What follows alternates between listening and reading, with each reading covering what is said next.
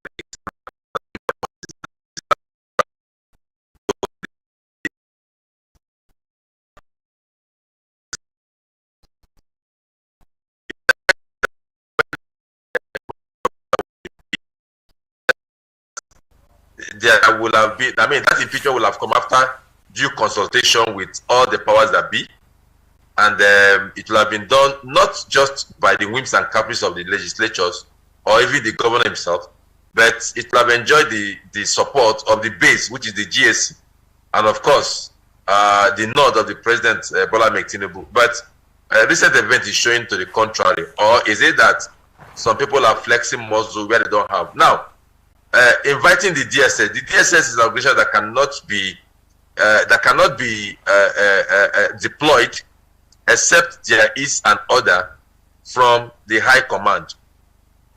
Now, who does the DSS report to? It reports to the president.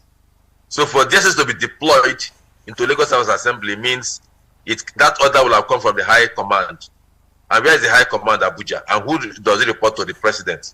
So it is now beginning to be clear as to the fact that maybe Mudashiru's Obasa's impeachment do not have the support of every of the parties that are supposed to give the nod, especially the president.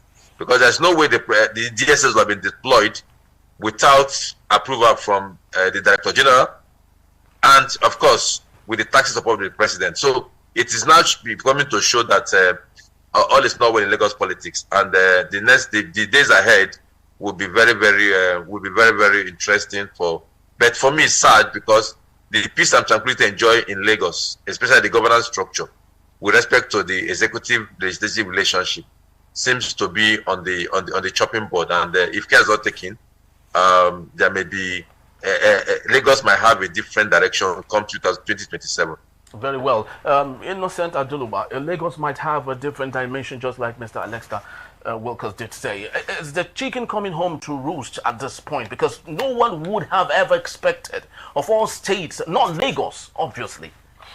I think Alistair has done a very clear dissection historically of Lagos, which seemed to be the epitome, the pace setter, the template for democracy as regards how houses of assembly are run in the country. He told us that over 25 years, taking say from 1999. Yeah. What I see in Lagos before, and like he said, there are structures within the party where, following due consultations, tranquil has existed.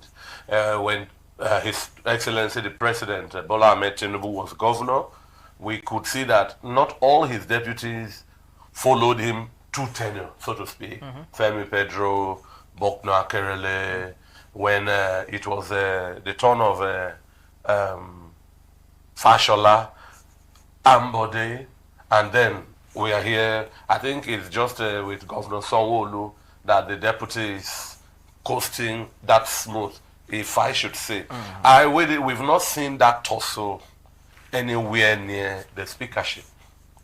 And that's why I'm thinking, like he had told us, Alistair, that the DSS cannot be anywhere on their own. Somebody gives them a directive, a command from above. That's above we will put in quote. And that's why I think if we are claiming democracy, I like people to see what democracy is. Democracy has two legs: representation and participation. You and I participated in an electoral process to choose to elect representatives into offices. All these representatives at the state level includes our darling Obasa in the eye of the storm, where you can trace some of this crisis to. And so where I'm headed for is, with regards to representation, the House of Assembly members should be telling their representatives, those they represent, their constituents, what the situation is. It's not something you keep mum. And at this stage too, Mr. Adeola Oluwatosin Ajayi, MON, who was appointed by President Tinubu on the 28th of August 2024 as the new Director General of the Department of State Services, DSS, should also be speaking. He should speak. This is his house attacking a democratic setting. Possibly, when he speaks, certain things will be clear.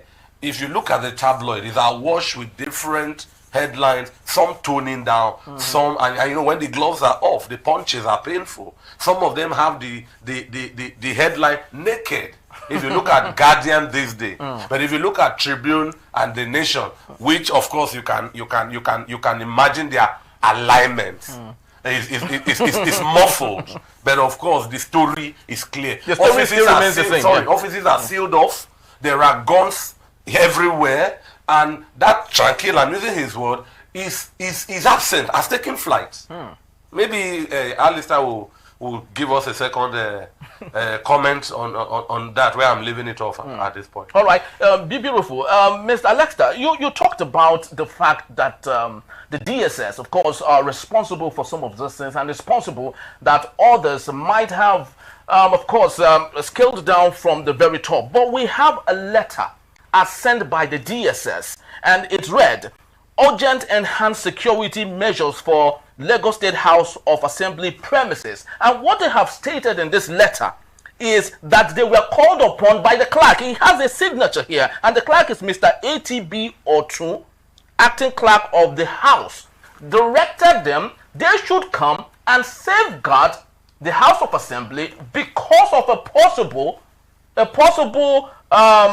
infusion of Obasa's men to come cause chaos in the assembly. But of course, we saw the results It wasn't like they were coming there to protect the members. They came there for something else. So that conflicting issue, do you think we should believe that? Well, in Nigeria today, there are so many things you don't have to believe. There are so many damn things you don't have to believe. And if that letter is meant to go by, it might be, I'm not saying it is, it might be a letter that is written out of Durex. If anybody should want to write to the DSS to come and maintain security, is it the speaker? The speaker is the head of the legislature, and the speaker is the one that should communicate officially to other heads of agencies. If there should be a police request, it is the speaker that should do that, not the clerk. The clerk is a civil servant. The clerk runs the bureaucracy of the assembly, while the speaker runs the political structure and both the bureaucracy and the political of the assembly. So if there is a process, the speaker will have to consult with the clerk, and the letter will be signed by the speaker, not the clerk. So that letter might be a afterthought of what comes out, and it might be something out of Durex. Now that's one. There's the news that comes out from the GSC. It's not palatable, and that's why I am surprised. I'm wondering, and if maybe the president, His Excellency, since he's no longer a Lagos boy, since he's no longer on ground in Lagos, I'm sure this is why he didn't go for a Senate. You know, he wanted to go to Senate in 2007, and he maybe realized that if you're in Abuja, you will lose your foothold in the state. So he remained, and then he has been able to manage Lagos with the structure of Lagos. Maybe now that he's in Abuja, he's not seen the every ball in Lagos, and so some people are also trying to see how they can corner things out of him from Lagos. But he's a good strategist, he's a good team player, depending on where he belongs. President Bola Tinubu knows how to. He's a good political gambler. He knows when to withhold his carry and he knows when to drop them. He knows when to say, okay, fine, I concede defeat in this angle. He goes back to re-strategize. So perhaps this whole mess that's happening in Lagos Assembly, maybe he doesn't enjoy his blessing initially. Maybe there is some things that we are not properly, some T's and I's that were not properly crossed and dotted before this whole thing took place. He's a good strategist and he knows how to re-engineer processes. But as far as the DSS comes into that chamber, I think there is more to it than meets the eyes. It's not just the clerk sending to come and maintain security. Is that something more sinister is happening on the ground? And DSS, like I said, cannot deploy except into such a place, except the DG will have given that order, will have given that approval, and of course with a clearance from either the NSA or directly from the presidency, whichever. There's no way DSS can be deployed into Lagos. I mean, police maintain security, not DSS. Into Lagos State Assembly. There is more to it than meet the eyes. Very true. Innocent, something more sinister. This is becoming more interesting, and it's bringing my mind back to the saga, the fracas that happened, of course, still happening in Rivers State, right, between the Godfather and Nyesom Wike and Siminalayi Fubara. Are we seeing a repeat of the same thing in Lagos State? And most interesting is the fact that both Godfathers are residing in Abuja, holding very symbolic positions. So are we saying that, just like Alester did say, Nyesom Wike leaving Rivers State, and it's beginning to look like his ground base is beginning to etch out. And Bola Tinubu, of course, leaving Lagos, and it's beginning to look like everything is drying up. Are we seeing a repeat of the same scenario? Familiar strangers, familiar strangers. But they're not entirely the same. In the case of Rivers, it's a clear ego battle between two recognized personalities. Nyesom Wike has not denied he is at war with Siminalayi Fubara, and Siminalayi, the governor, has not denied that he seeks to establish that he is the constitutional, territorial, elected head of that portion, River State. In the case of Lagos, it's a constitutional process. Alistair has told us where the clerk heads the bureaucracy, and then the House functions as one of the arms of our democracy, talking about legislature at the concurrent level, talk at state-wise. I think we should look at Lagos uniquely. 13th January 2025, the date we had that coup of Obasa's ouster, the man that looked immortal, becoming weakened. You call that a coup? Why would you call that a coup? You can see it's a quote. That's what the media reports. Okay. Obasa, I wouldn't say holiday. Big, because he was taken out through due process. No, every member that voted for him to get ousted, of course, did what they were supposed to do. Okay, so let me take back that word. I'm saying reportedly. Okay. Because Obasa was out of the country at that time, that word has been bandied. Okay. But the process was clear.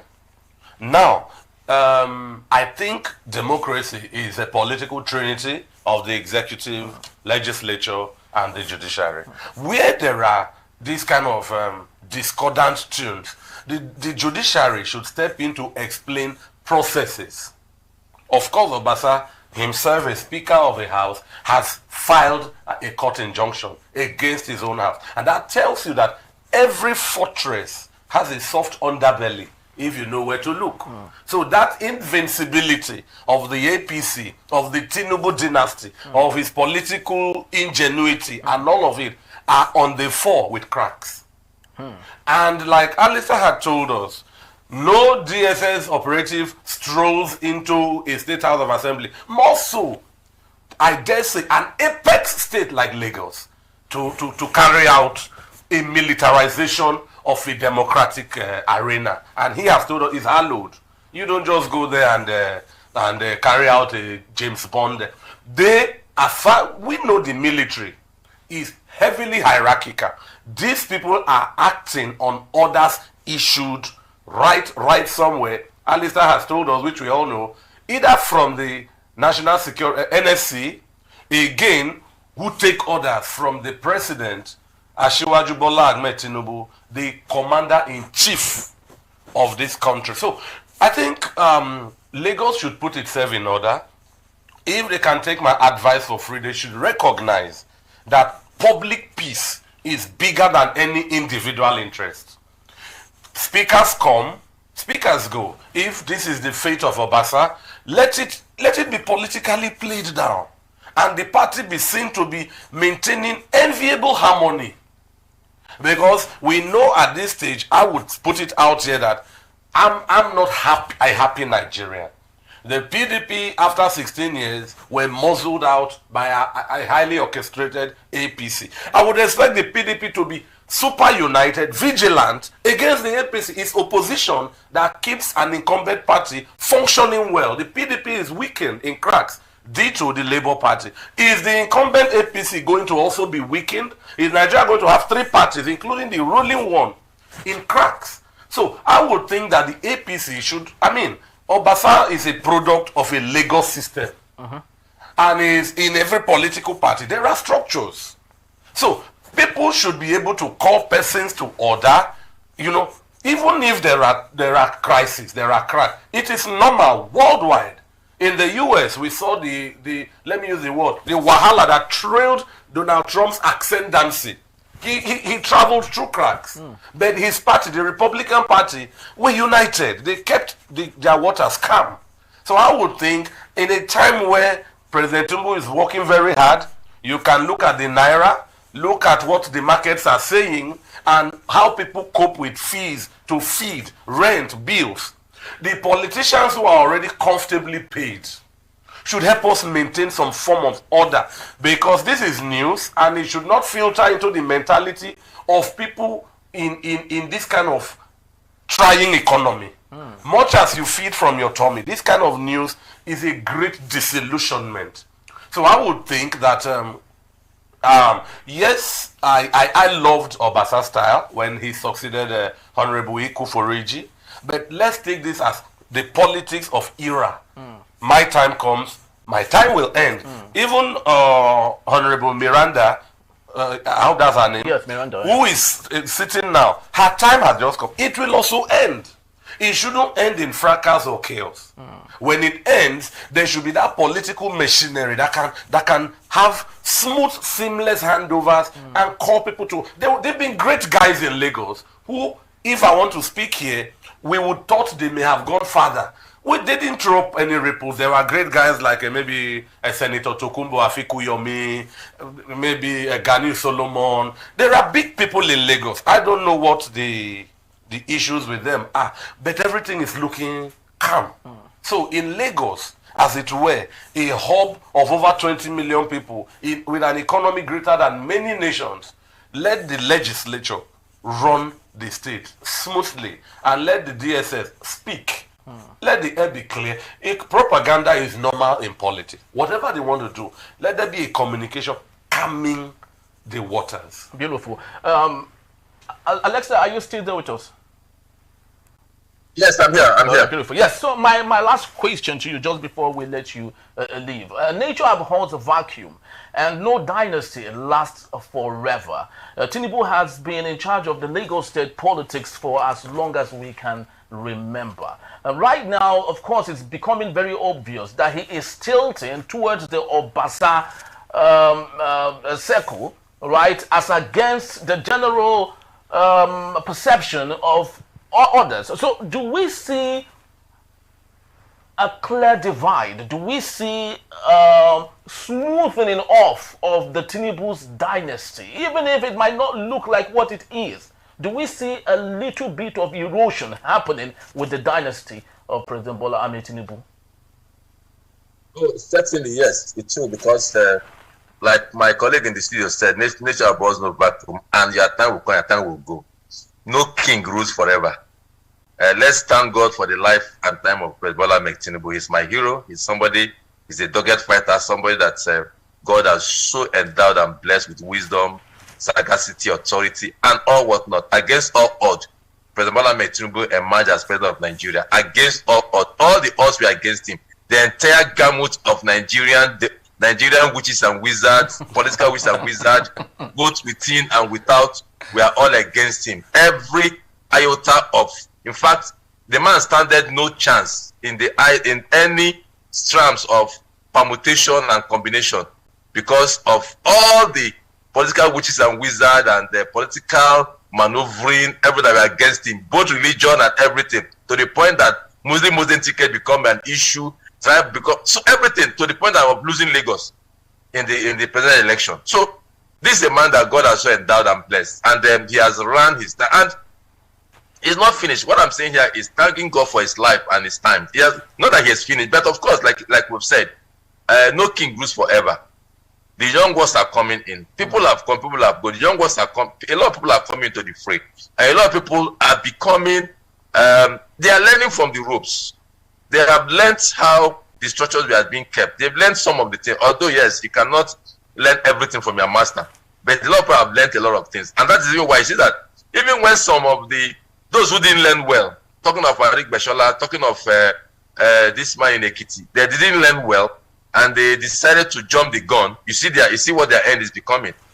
You know, my brother talked about Tokunbo Afikuyomi and other people that were also good guys, but maybe they were, Temi Pedro and co, maybe they were too fast, they didn't learn well, and look at their end. Now, I don't know about how much Obasa has learned, or how much support Obasa has within the superstructure. I don't know how much support Obasa's structure has within the superstructure.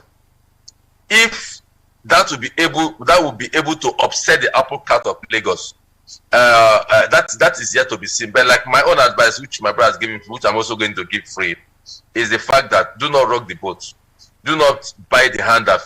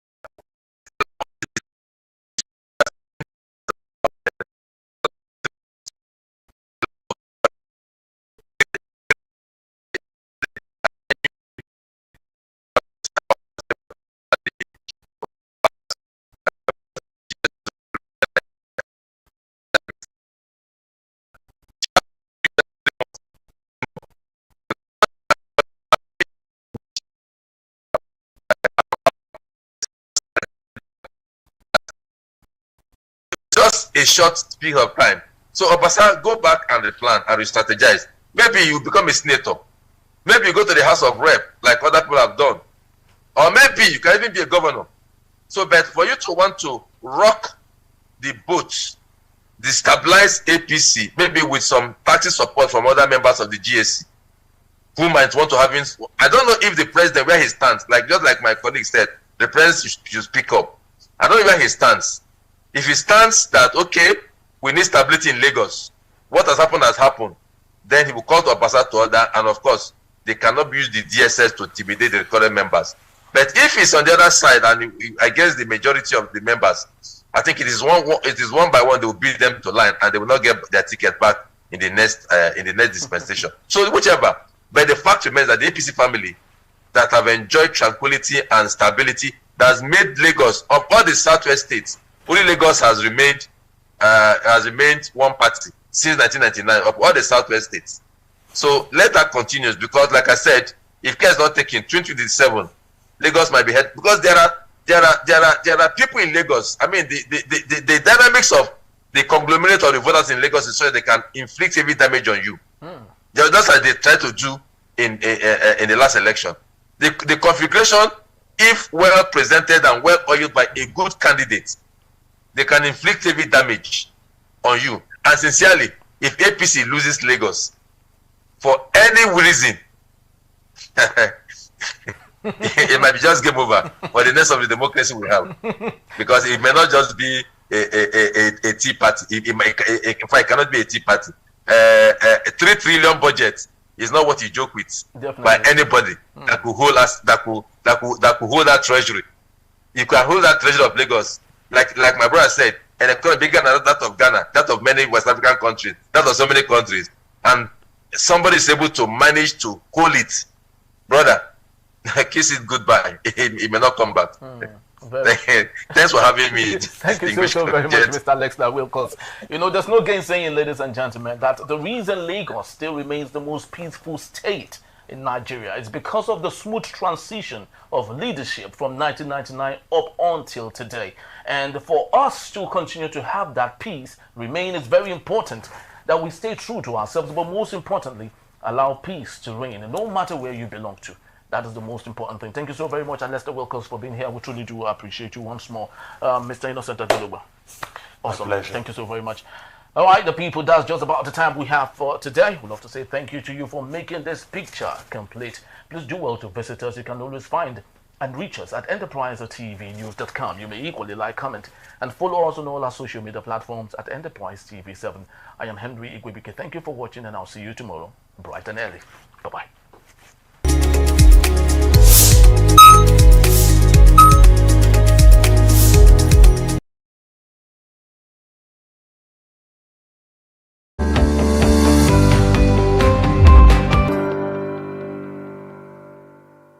Around the world and across Nigeria, if you just joined us, it's still Enterprise Weekend, reaching you from Enterprise Television.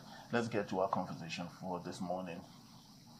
The informal recycling sector in Nigeria plays a critical role in waste management, particularly in Lagos, where scavengers collect and process recyclable materials like plastics, metals, and e-waste. And while the sector helps reduce waste and offers income to low-income individuals, it operates in a disorganized, unregulated manner with significant environmental and health implications. Malang Abdul, a recycler along the Lagos-Badagry Expressway, exemplifies this practice by burning waste to extract valuable metals, contributing to air pollution, soil contamination, and waste pollution.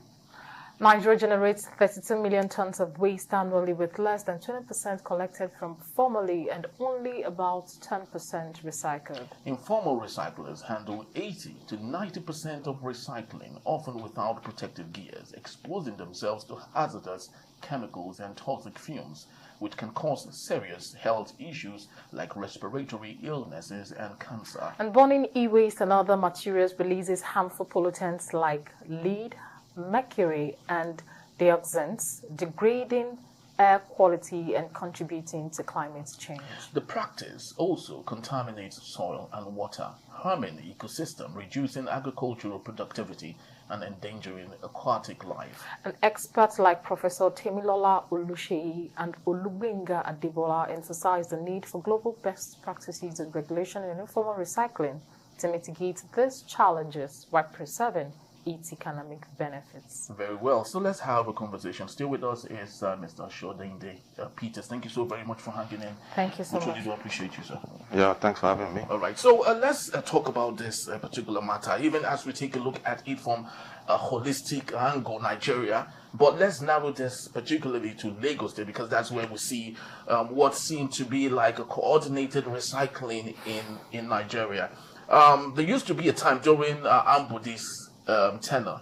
He introduced the vision scheme, right, with the aim of organizing and making sure that recycling and its processes is done the way it should be done, right?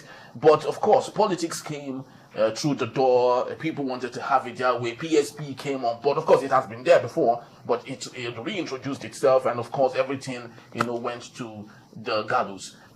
Tell us, how do we better manage this? How do you think we can manage this without necessarily harming the environment and people who are involved in it?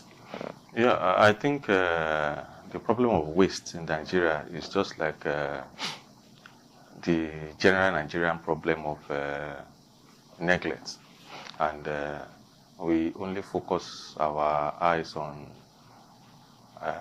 where there is money.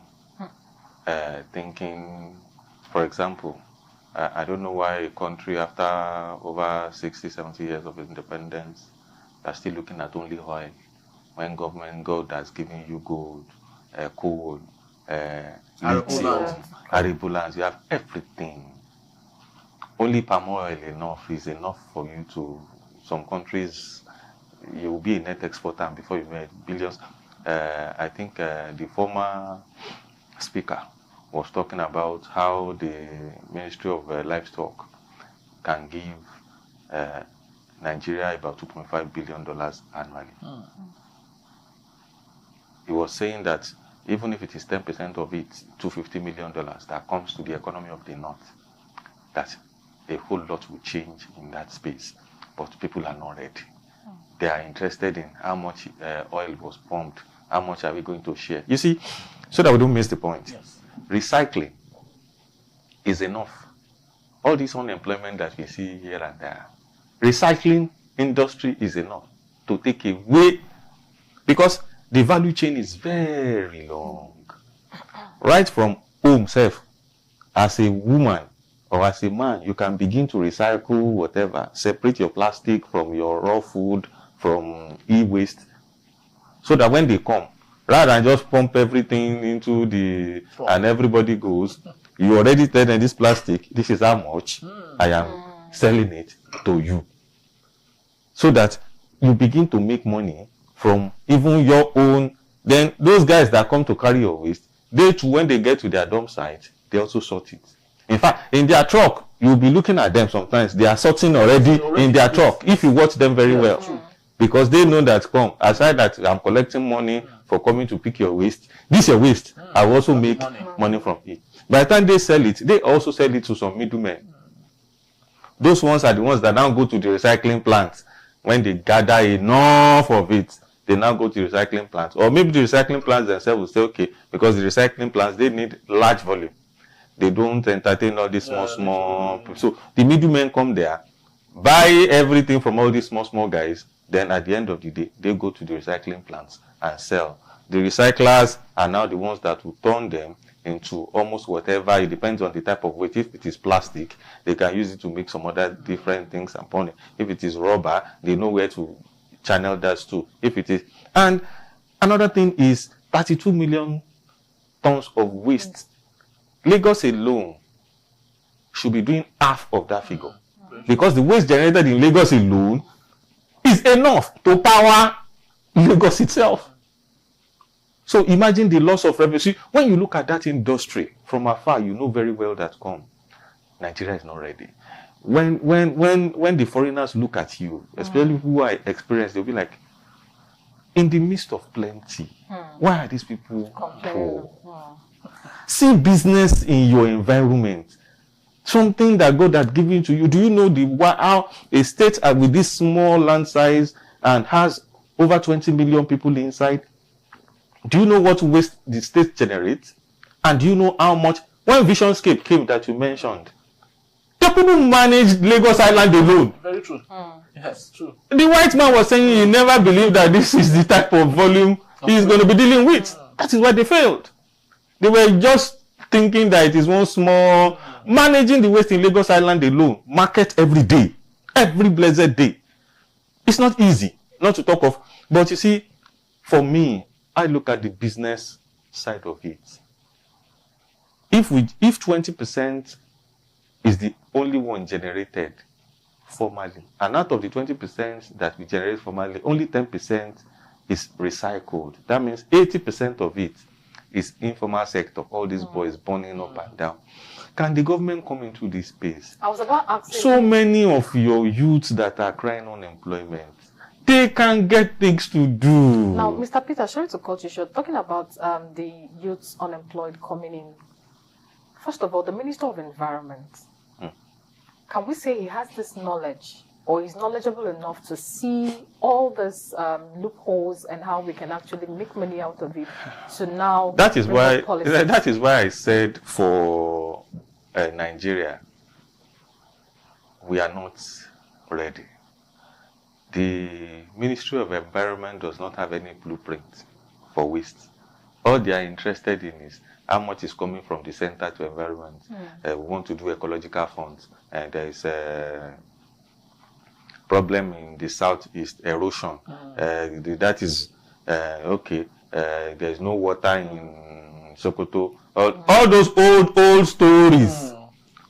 They are not looking at, okay, this recycling, how can I draft the policy around it? How can I get the Ministry of Youth to partner with me? Let's get youths out of the street. Let's get them out of drugs. Once we catch them doing drugs, we push them to recycling plants. It's like a mini prison. But just guys, go and be recycling. Stay there forever in your life. After 10, 15, 20 years that you have also been doing it, maybe we'll set you guys up. And all our NYC graduates, I used to believe, once you are doing youth service, it's either you are in a agric farm or maybe in a recycling plant.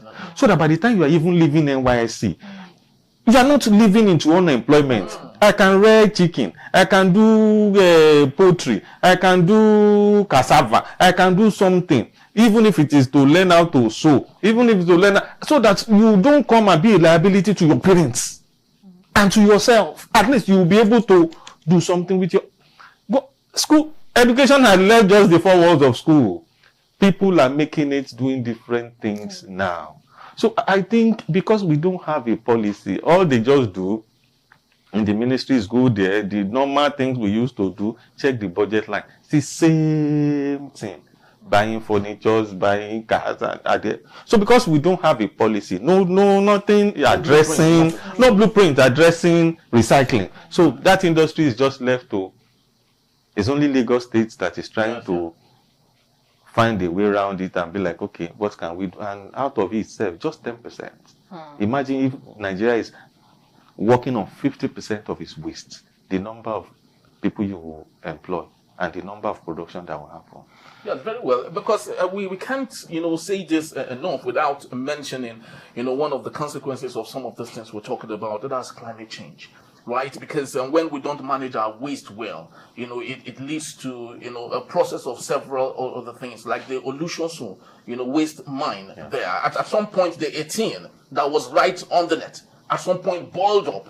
It caused fire and so on and so forth. Unfortunately, just like you equally said, we have engineers that would have even thought of how can we even take care of the 18 and use it to produce power or whatever it is, as a result of that. So that's some of the process. So I want you to speak to this with concern to climate change. Like it's, of course, our leaders are very quick to run to COP29, COP28, and take the 1,000 people to their place without even having a basic understanding of some of these things we're talking about. Yes, for climate change, I believe in it. A whole lot of our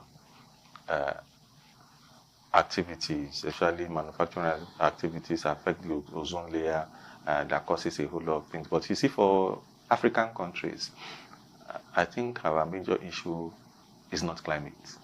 Our major issue is thinking. Countries like China, Japan, where they have massive production, America, they are the ones that can even say, okay, we want to battle climate change because of the level of activities we have. And they are doing well. Africa first is survival. How do we get leaders that will think that, okay, how can I survive without corruption? How can I survive without the West? What can we do within Africa ourselves? Let's even leave climate for now. How many production do you have? We're a consumption economy in Africa. We import. Rather than, you see, for this waste, rather than look at climate change, I look at the health challenges that comes with it. Okay. Once people start to treat waste in an improper manner, because it starts from the person generating the waste itself. Do you generate them in such a way that they are loose, rats come before you know anything? Governments will start talking about Lassa fever all around. That is one of it at the micro level. For the boys that are involved in it, you just see them. They hardly wear their PEP, or their PPE, personal protective equipment. They don't, no glove, no mask. They even sleep on the truck. You just wonder. But before you know anything, it's an outbreak of cholera for those guys. Before you know anything, respiratory issues like asthma, bronchitis, and a whole lot of things. And for the people, look at people around Olusosun that you mentioned.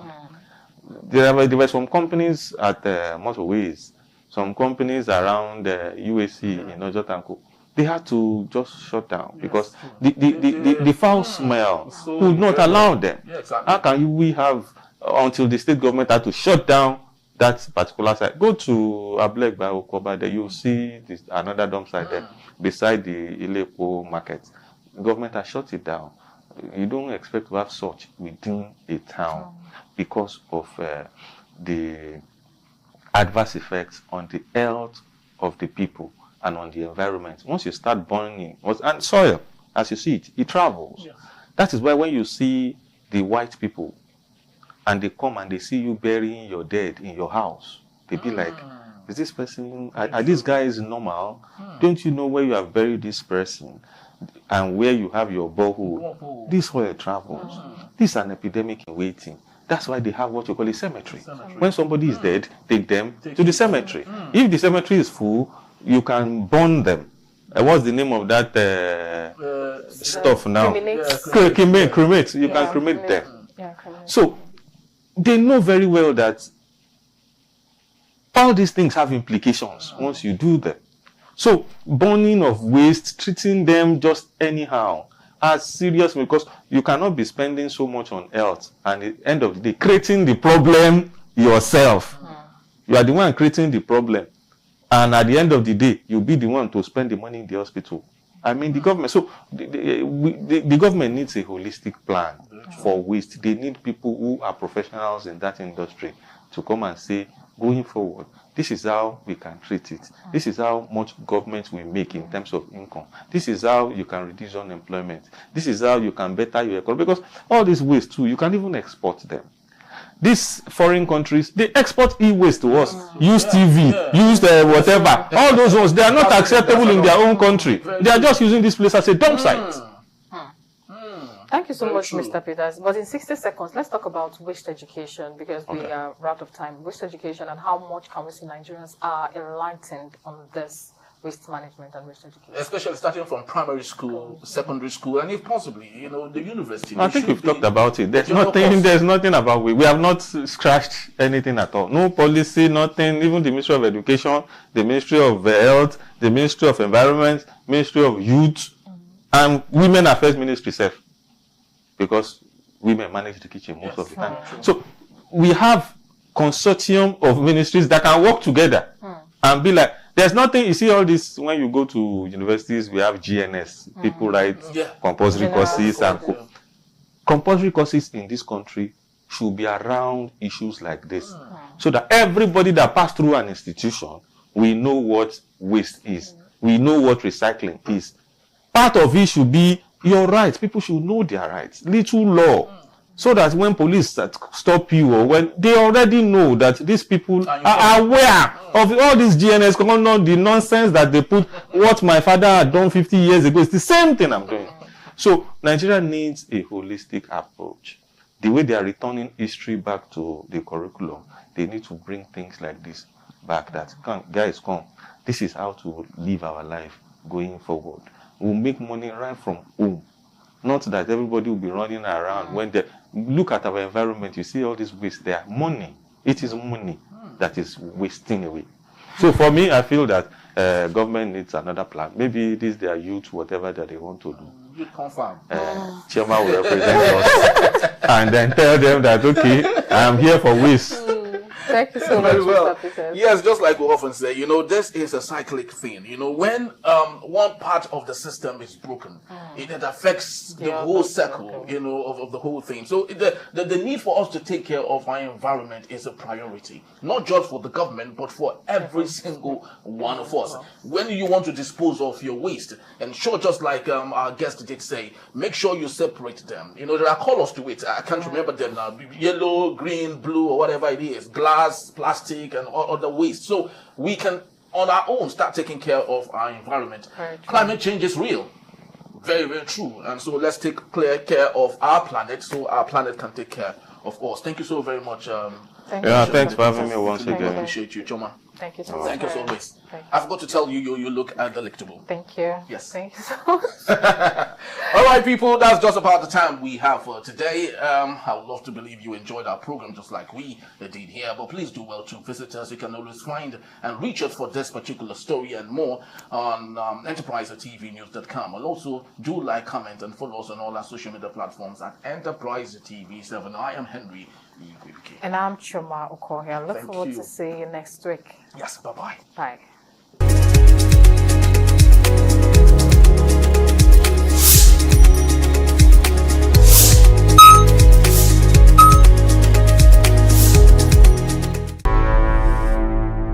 Enterprise TV, a tradition of truth.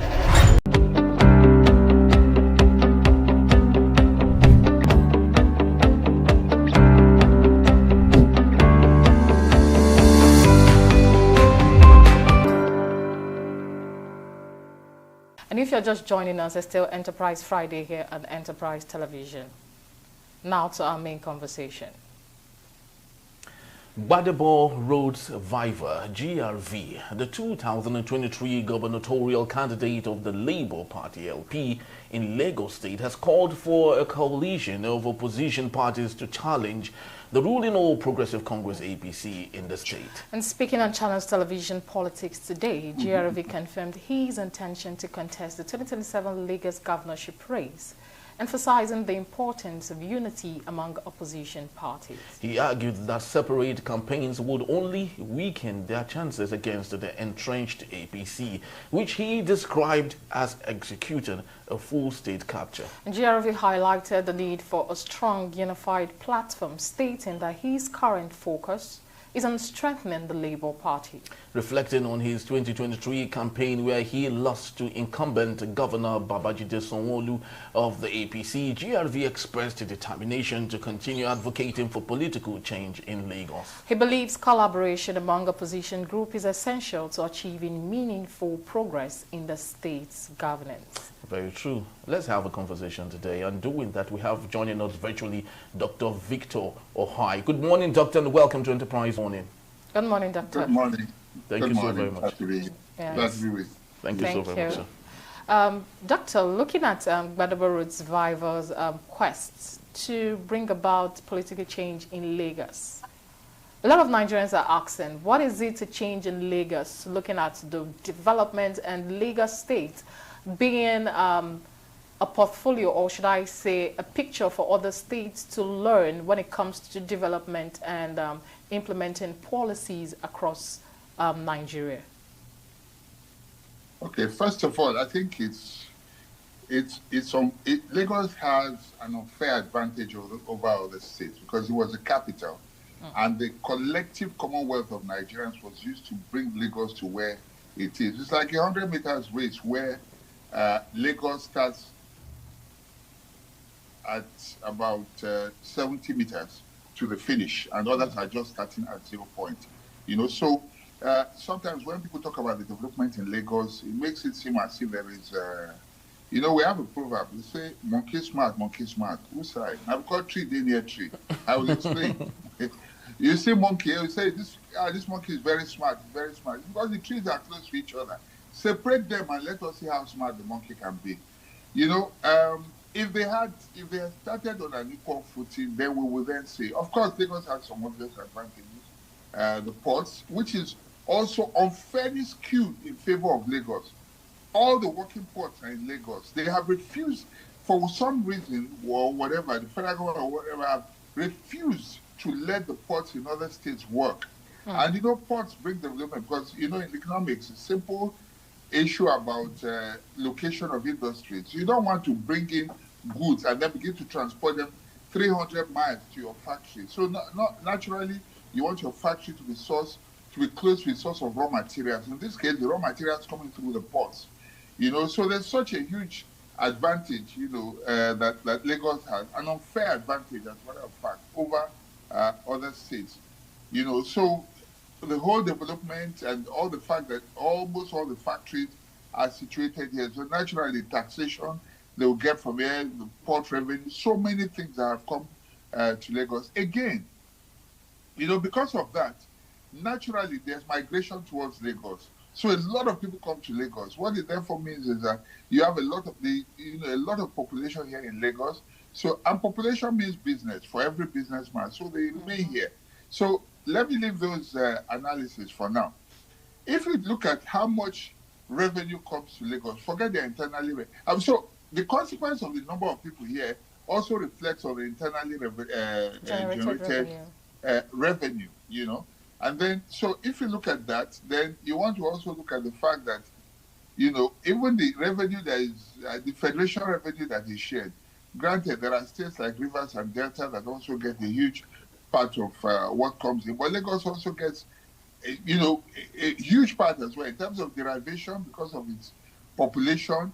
Lagos, Kano, the federal government allocates a lot of money to them because this is sent based on revenue. So Lagos has all of the advantages, So if it has all these advantages, that has now made it the fourth or fifth largest economy on the continent, which means Lagos is richer than 54 countries, at least, on the continent. Then you want to say to yourself, can you therefore compare Lagos, the development in Lagos with some of these other African countries? Would you therefore say that Lagos is doing very well if you compare it to these African countries? Because if you look at it, it's just this, it's not an island, there's mainland and island, but with the amount of money that comes in, then it therefore means that Lagos ought to be a paradise of sorts. But that's not exactly what reflects. So with that background, even though we tend to think that Lagos works, yes, it does. But I mean, if you have inherited several millions from a very, very rich father, then if anybody says you're doing well, it's not a big deal. But the big question is, upon what your father has given to you, how much more have you, what have you been able to do compared to those who probably were orphaned at birth or who don't have anyone, who didn't inherit anything at all. And so that being said, I want to look at states like Akwa Ibom, for instance. If you go to a state like Akwa Ibom, go to states like Gombe, go to states like Maiduguri, in spite of what has happened there. If you see the amount of development going on in these states, then you know that Lagos is not doing well at all. It therefore means that Lagos is just, I mean, we say Lagos is great, Lagos is doing all that, but the truth, if it be told, is that the resources of Lagos is not really experiencing it. And if you look again, a lot of the development in Lagos, go to Lekki and the rest. This might provoke some reaction right now, but the truth is that people who are developing Lagos are not even Lagosian. They come here, bring in money here, do real estate and all that. The same people that they are fighting, are the ones that are bringing development to Lagos State, development that they could have taken to their own states, but they come here, build big hotels, build castles, build, nice estates and all that, and everyone thinks Lagos is doing great, because, of course, everybody comes to Lagos here because of the numbers, which is consequent upon the population that was stimulated by the fact that it was a capital. So to come down to the main question, you see, what Rosevival is saying, sometimes you think you're doing well until there's a change. Very well. Sometimes you think that everything is, I know people who, when they were orphaned, when they lost their father, the family started flying. You understand? But when the father was there, it seemed like, everything is okay. But when that head was removed, suddenly there was freedom. They started doing better than before. And I'm sure you know one or two families like that. You understand what I'm saying? And Botswana recently had a change. After over 50 years of the same party ruling, they just had a change. The young people there decided they wanted a breath of fresh air, and there was a change. Sometimes, no matter how great it is, there's a need to taste the other side, so that as Yoruba, they usually will say, if you have not tried two sides, you will not know which one is better. Sometimes, even if for us to say, okay, let us try another party, and then let us miss the current ruling party, and then go back to it, I think we need it at times. Otherwise, complacency sets in. Otherwise, a sense of entitlement sets in.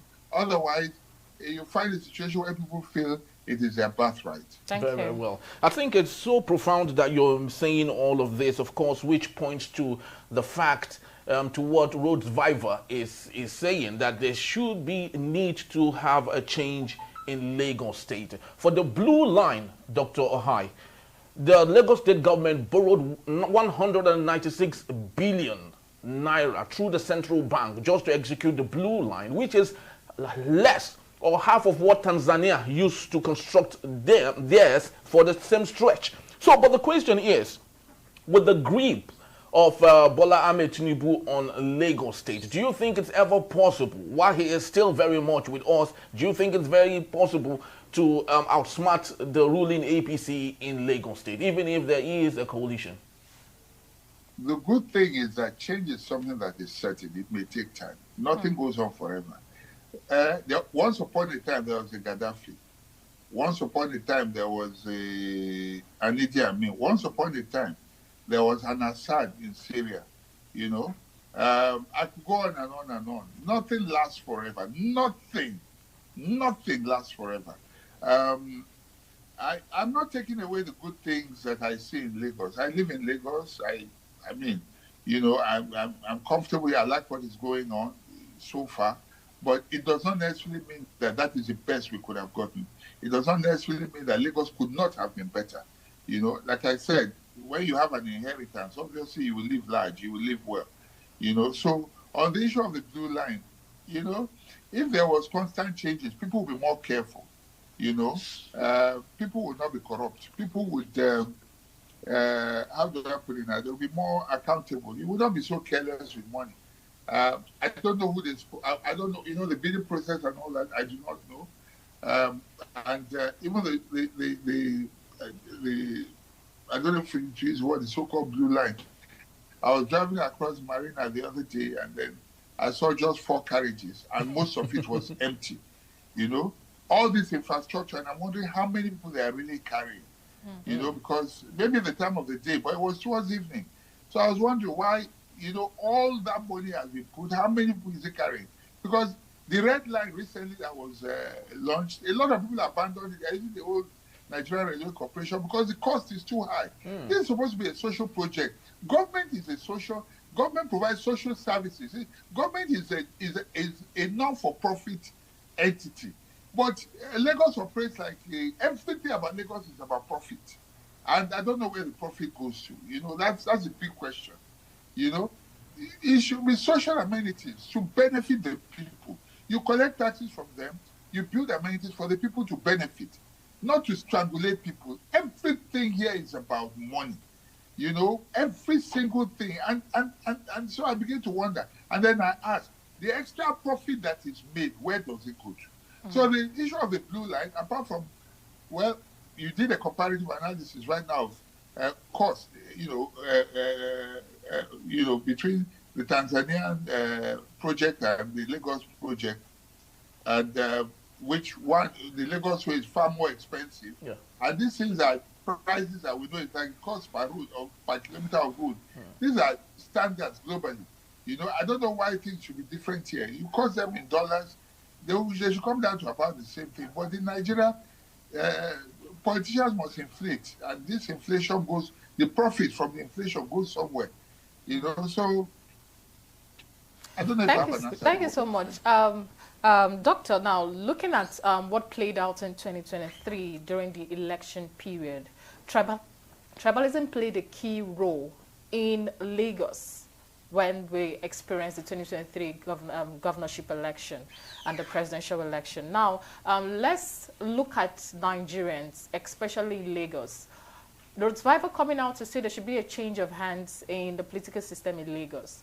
Are Nigerians in Lagos ready to actually be part of the role of the change of... Are Nigerians in Lagos ready to actually play that role too with Madaba Road's Survivor to actually unseat the current party in Lagos? Well, I'll be very honest with you, and I said so before I came on air. I said it was unfair asking me to talk about this because most people in Lagos will say Lagos works. Why change? But in my analysis, as I have attempted to, why they say why change, you don't know how much better things can be, for instance, or how much worse, unless you try. I've seen cases where, we keep, in an office, you have an MD, you think, oh, he's the best since sliced bread. And then when they change and then they bring another person, it's like, oh, we're going to miss. And before you know what is happening, you don't even remember the other one. And in fact, this one is so much better. You wonder, what did you see in the other one? So Lagos has always played tribal politics, which is very unfortunate. I'm hoping that during the next population census that Nigerians who live in Lagos, and Lagos government will not like this, but it's the truth. Sometimes they need to be taught a lesson. People should just go back to their states because, the same people you used to gain relevance, when it's time, you begin to victimize them. You treat them like they're second-class citizens. You begin to destroy their livelihood, their means of livelihood and all that. I mean, who does that? It's crazy. People who have come to develop your state, people who have, if we left Lagos, and in fact, even the people who are victimizing other people, are they Lagosians? Are they Lagos state indigenous themselves? Vivor is an indigene of Lagos. How many of the past governors of Lagos can claim, democratically elected governors of Lagos can claim to be indigenes of Lagos state? How many of them? I dare them, I challenge them. All of them are settlers here. They come from other states, and then they come here and then they begin to oppress the true Lagosians of Lagos, who can't even talk anymore. The Badagry man cannot talk anymore. The Ekwe man cannot talk anymore. The Ikorodu man cannot talk anymore. And then when you challenge these what you call it, interlopers or usurpers or whatever, they tell you, we're all Yorubas. No. Can a Lagos state indigene go to Osun State and stand for election? Of course not. Can an indigene of Lagos go to Ogun State or Ondo State and stand for election? Nobody will go to. Neither can they go to Kwara. But you get a Kwara man come here and Osun man come here, and then they call Lagos man, and then they oppress the true indigenes of Lagos. And when Vivor, who is an indigene of Lagos, stands up to speak, because his mother is Igbo, then they say he's not an indigene of Lagos. What nonsense? The people who are talking, who are pointing fingers at him, are themselves not indigenous of Lagos. They come here, they say, oh no, we are from Lagos. I was born in Lagos. As if other people were not also born in Lagos. As if just being Yoruba alone is enough to say you are an indigene of Lagos state. They hide under the fact. Even the Badagry people are sometimes treated, the Egu people are sometimes treated like second-class citizens in their own Lagos. So it's so annoying, it's provocative, but what can we say? The Lagosians themselves are like a minority. They have no voice anymore. So these other people have come, they have oppressed them, and they can't even talk in their own state anymore. Thank which you is so very, much, very Doctor. sad. Thank you, Doctor. Lastly, before we let you go, I would like to ask you this last question from my end. Now, Badaba Road Survivor is talking about the coalition parties coming together. Aside from the parties coming together, they are human beings that make up this party, and they are politicians. To bring about the change, aside from the party playing its role, the individuals too play a key role, because they sit on the seat to actually influence policies and bring up laws or policies that would actually bring about the change. Now, in our political leaders, can we say they have the power and the right mindset to lead purposefully to bring about the change we want to see in Lagos? Unfortunately, no. Because the politicians have bought them over. All the traditional rulers are in the pockets of the politicians. You know what they say is bad manners to talk while chopping. They are chopping so they cannot talk. They cannot talk. All the traditional rulers who would have come there and said, look, Lagos should be for Lagosians. They cannot talk. They have been bought over. Where they are not bought over, they have been browbeaten. If you talk too much, you'll be unseated from your throne. Remember, traditional rulers are at the pleasure of the governor of any state. And these governors who are not non-indigenous, if a traditional ruler you talk to one, they can unseat you and put somebody else there. They can even bring a non-indigenous and put there, and there's nothing you can do. You know, that's the Lagos we see today. But someday, I pray in our lifetime, someday, the people of Lagos will rise up with one voice, and they will take back their state. Thank you, Thank you so very much. Dr. Victor, my last question. Gladly, you once ran for the candidate, as a candidate, a presidential candidate in Nigeria. So you should understand better. When Peter Obi, recently in his broadcast said that it's a Herculean task being in the opposition in Nigeria. Sometimes, when he is, maybe traveling, he sees his colleagues and he greets them. They don't even want to respond to him because they don't want to be seen greeting an opposition. Now, speak to us on the issue of being in the opposition and possibly trying to, gain back what belongs to you. What does it actually look like, knowing that you have experienced that before? Honestly, I was able to connect with Peter Obi because I suffered a similar fate. Even your very friends will just first they start laughing at you because they all want to identify with the ruling party.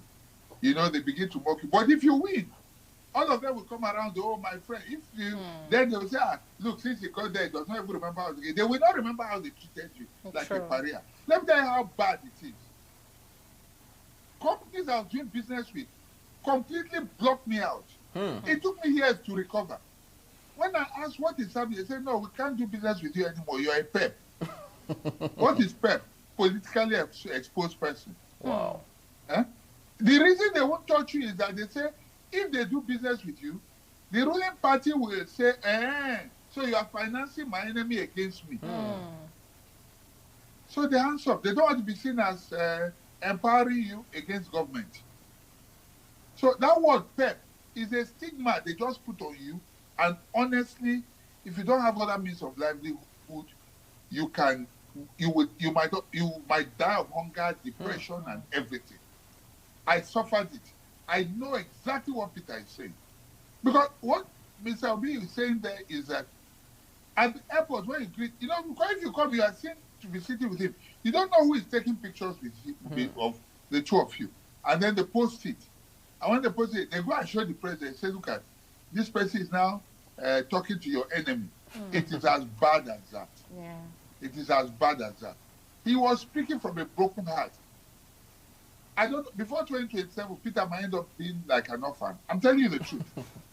Everybody that is close to you, most people will desert you.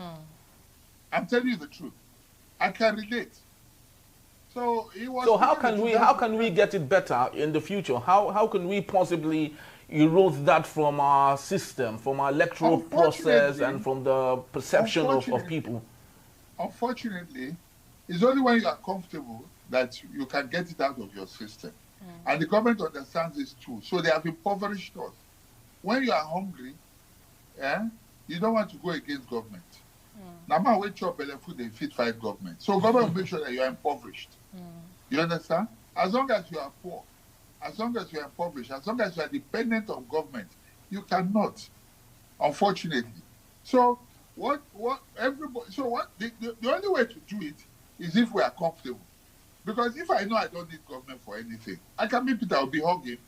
Do you understand what I'm saying? To hell with anybody. I can get up and say whatever I want to say because government is not feeding me. Or I'm comfortable. But unfortunately, there's so much hunger in the land. Even among the politicians. Many of them are looking for positions. So Peter Obi will, I don't know if he will be on the ballot in 2027. I don't know. I'm being honest with you. Thank you so much, Doctor. Very practical answer because I've been there and I know. Thank you so much, Doctor. Thank you so very much, Doctor. We truly do appreciate your experience and, of course, speaking truth, to authority, especially at this time. We truly do appreciate that. Thank you so very much, Dr. Victor Hai. Thank you for having me. Truly do appreciate you. Yes, so it's actually a tall dream, for Rhodes of Viva in this particular matter. I do not know how just one man can unseat a certain governor. Yeah. And they've actually left their footprints on the sand of time. And not just that, they have actually gotten their roots into the fabrics of politics and economy and everything. And I hope the political parties or the people he wants to work with share the same mindset with him, because it's one thing for you to have a vision, it's another thing to move with people of same vision, and that is the truth. But most importantly, we hope and we pray that the electoral umpire will do what they are supposed to do. Yeah, thank you. All right, that's just about the time we have. Yeah, that's all we can actually share with you on Enterprise Friday. And just stay with us. Yes, and truly do remember to equally visit us. If you may, you can always find and reach us at enterprisetvnews.com. You may like, comment, and follow us on all our social media platforms at Enterprise TV7. I am